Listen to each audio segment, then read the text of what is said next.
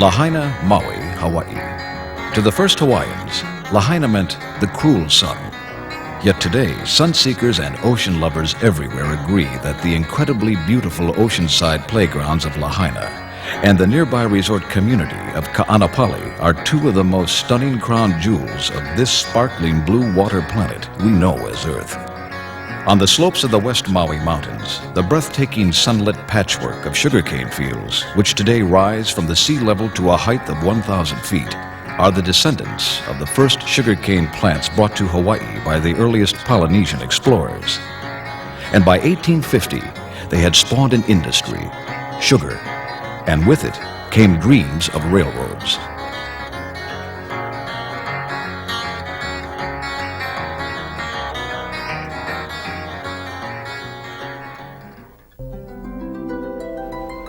Do you remember the first time you saw a steam engine roll by? If you fell in love at first sight, then you know why for some it inspires a lifetime. Tap Pryor and Mac McKelvey are two such men. Maybe if we could all remember life through the eyes of a child, more of our dreams would come true. Meet one that did. The steam-powered engine, Anaka. If you love trains, the sight of the Anaka on the turntable getting ready to start another day under 100% clear blue Maui sky may be as close as you ever make it to choo-choo heaven. Built in 1943 by the H.K. Porter Company of Pittsburgh, Pennsylvania, train buffs know her as a 26-ton, 350-horsepower locomotive able to pull close to 200,000 pounds of trains and travelers at speeds of over 20 miles an hour. Heading out of Lahaina Station, the Anaka travels at sea level, but shortly after passing a residential area, it starts to climb to a height of 330 feet as it crosses the 400-foot-long, 40-foot-high Hahakea trestle. At a cost of $150,000, $1969, it was a splurge that creates a spectacular scenic passage through the world-famous golf course at Kaanapali, and was one of the main reasons that the original cost of the LK&P rose from an estimated $500,000 to well over $1 million. Once past the golf course, the Lahaina, Kaanapali, and Pacific travels the rest of the 6-mile outbound leg past the Lahaina and Puukolii stations on its way to the turntable at Puukolii. It's here that the LK&P leaves the main track and heads onto the balloon loop. This section of the run allows the train to quickly loop around the open-ended shop building where trains are maintained and repaired and begin the 6-mile trek back to the Lahaina station.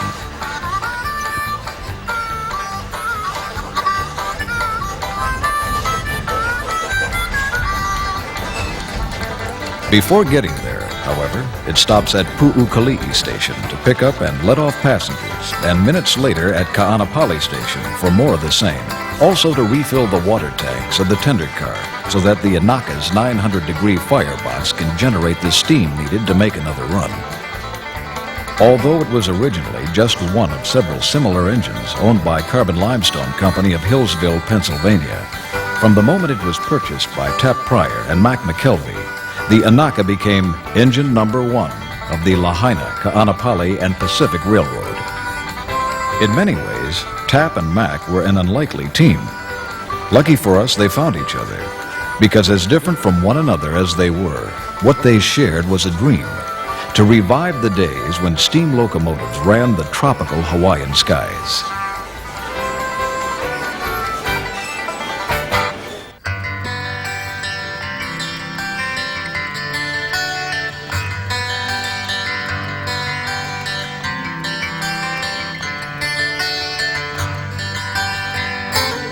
Meet Myrtle, a dream come true. From the moment you see her, Myrtle looks more like a time machine than a train, more like magic than metal. In her presence, time takes a time out.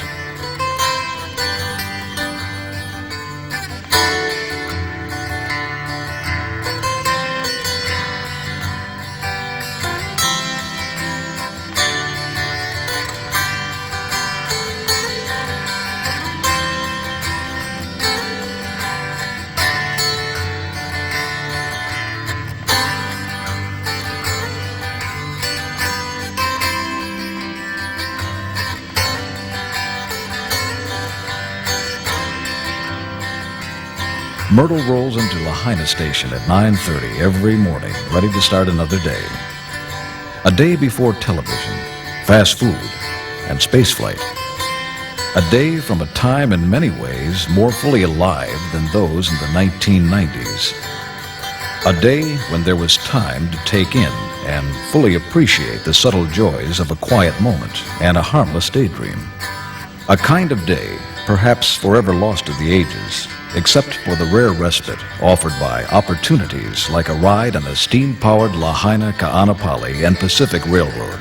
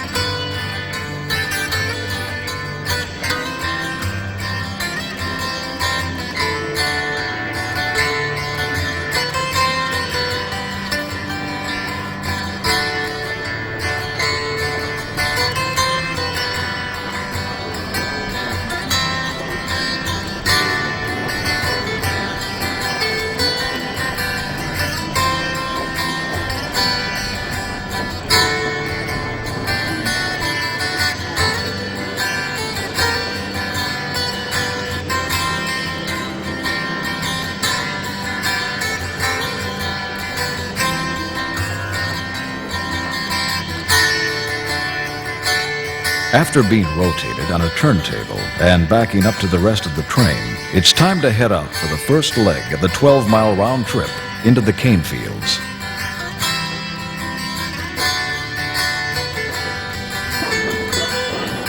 But first, let's take a trip back into time to 1969, to Pennsylvania and the home of the East Broadtop Railroad.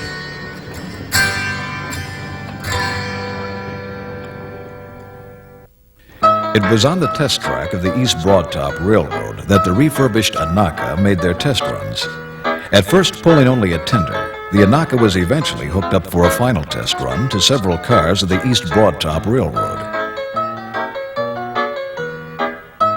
And once past that final hurdle, Mac McKelvey and Tap Pryor celebrated their success with champagne. While engines are tested at the East Broadtop, the coach bodies of the Lahaina, Kaanapali, and Pacific Railroads were being constructed by the Harless Specialties Company in Pittsburgh, Pennsylvania. Built at a cost of $28,000 each, these Corten steel and fiberglass coaches were built to resemble the Kalakaua cars of the Hawaiian railroads of the 1880s. And once completed, they were loaded onto flatbed trucks to begin the first leg of their journey across the vast Pacific to Maui. Earth, air, fire, and water. These elemental forces, used to create both the 20-ton locomotive like Myrtle and the steam that energizes her and gives her life, are at the root of the powerful fascination many of us feel for trains like the Lahaina, Kaanapali, and Pacific. Look and listen.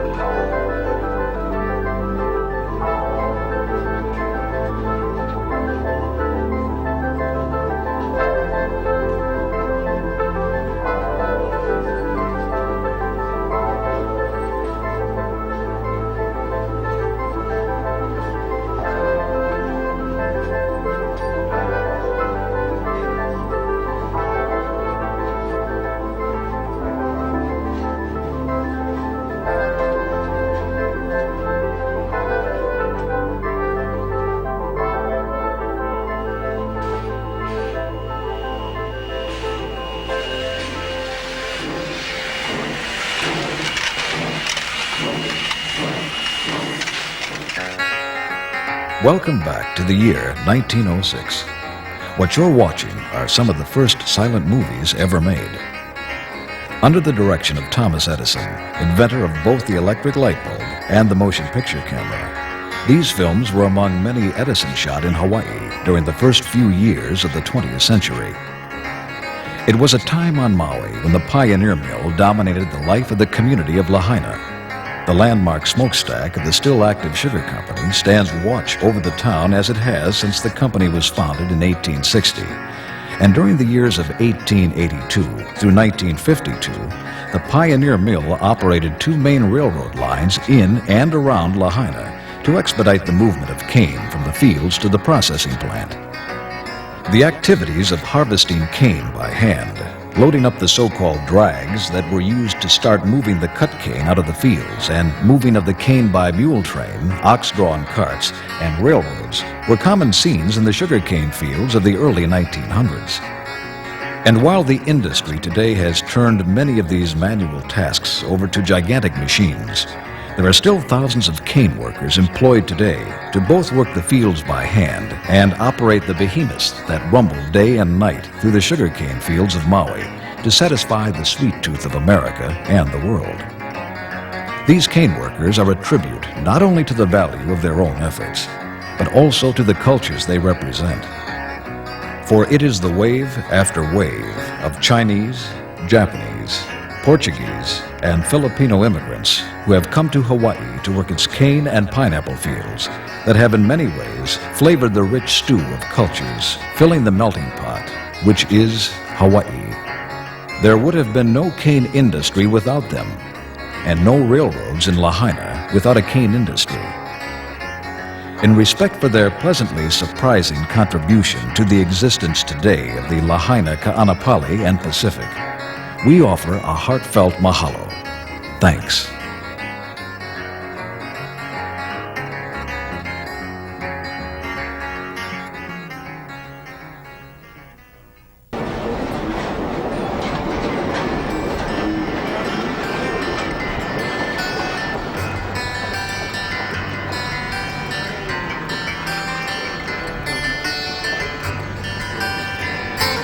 Under the watchful gaze of her engineer-fireman, Myrtle's leisurely pace cuts us loose from the concerns of the real-time world. In our new slow-motion universe, colors seem brighter, sounds seem crisper, people seem happier, and daydreams seem real.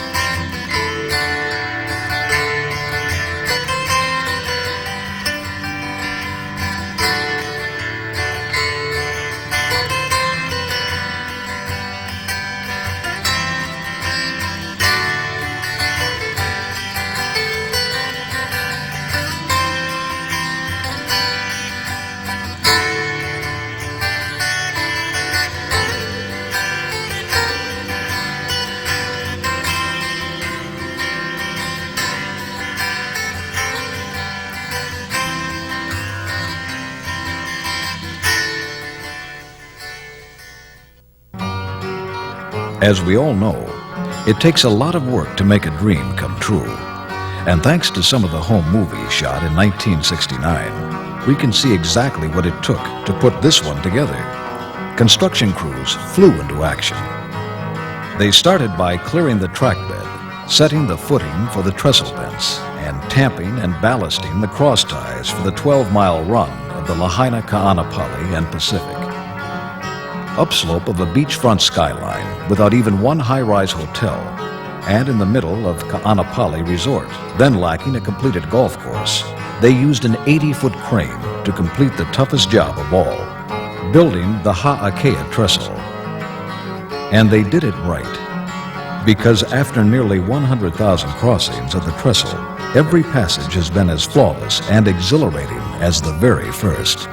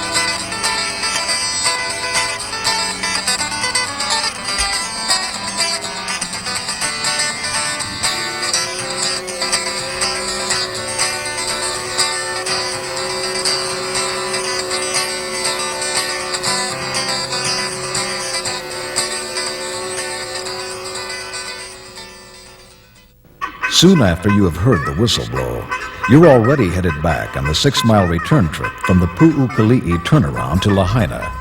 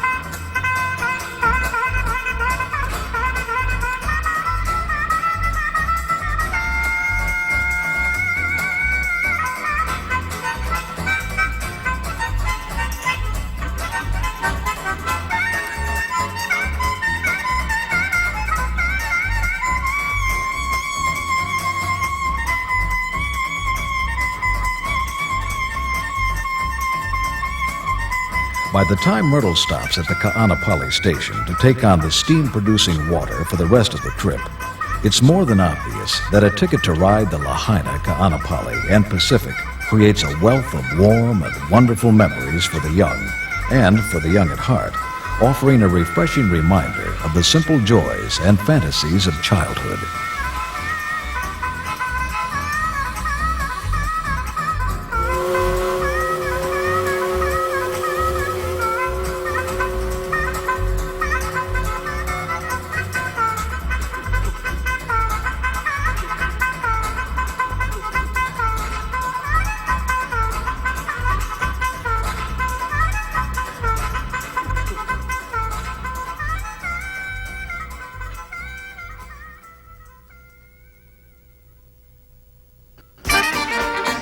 May 9th, 1970. This festive event, taking place between Lahaina and Kaanapali, officially opens the Lahaina, Kaanapali, and Pacific Railroad and that beautiful locomotive which will carry people between Lahaina and Kaanapali. The men and the women in their turn-of-the-century regalia here today reminisce of a time past when that train ran with sugar cane. You're hearing the voice of a Honolulu-based television reporter covering the opening day festivities of the Lahaina, Kaanapali, and Pacific Railroad. This virgin run, then, of the Anaka, which is the name of the locomotive which travels along the LK&P RR, is resplendent with music from the Dixie Cats and with a group of photographers and newsmen who are making this virgin run. This is just the first of many along this 6-mile stretch between Lahaina and Kaanapali, a stretch that will carry shoppers from Kaanapali to Lahaina and carry people from Lahaina who want to go to the beaches at Kaanapali. It's all for $2.50 a head.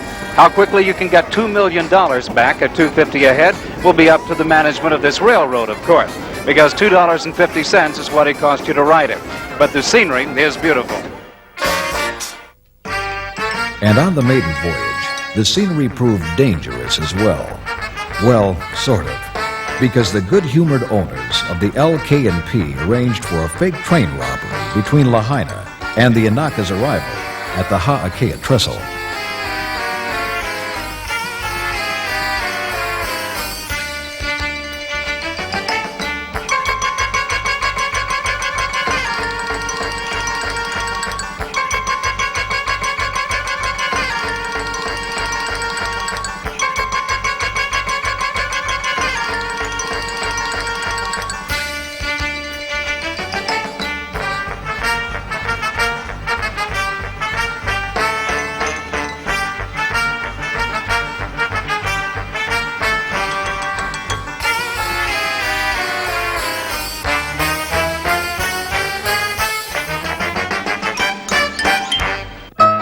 On May 9th, 1970, if your name was Tap Pryor or Mac McKelvey, this is what a field of dreams would look like.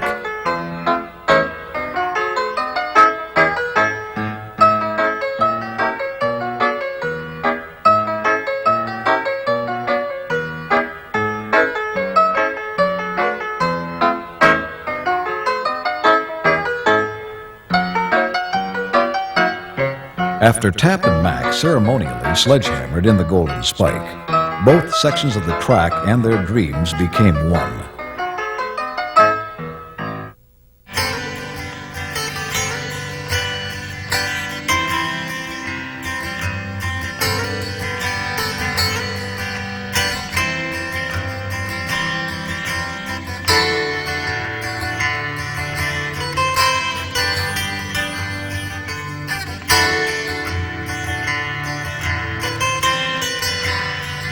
Although the Lahaina, Kaanapali, and Pacific Railroad under Tap and Mac within a few short months ran into serious financial difficulties and for a time was forced to shut down, a third dreamer, Willis B. Kyle, president of Kyle Railways Incorporated of San Francisco, California, formed Railroads of Hawaii and reopened the LK&P on July 1st, 1973.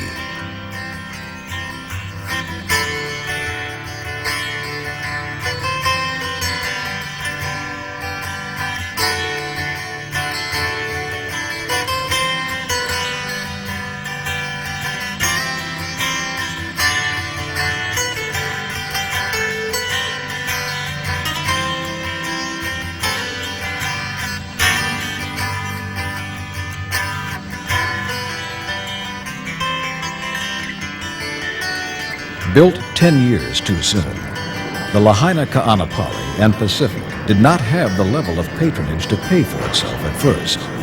But Willis Kyle knew that time was on the side of the sugarcane train. As the resort of Kaanapali Beach grew, so did the number of happy riders. And by the early 1980s, the train was a success and a part of the Lahaina town experience. It was Willis B. Kyle who kept the dream alive.